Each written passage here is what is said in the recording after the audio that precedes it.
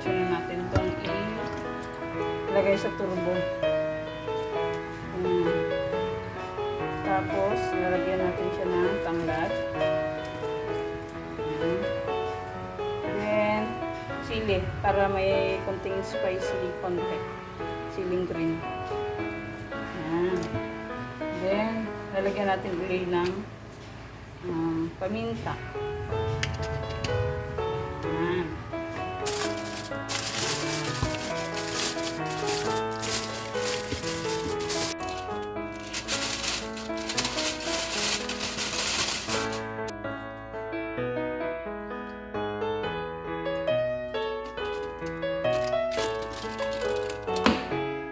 Iluluto natin ito ng 1 hour magkabilaan o hanggang mag-brown magkabilaan.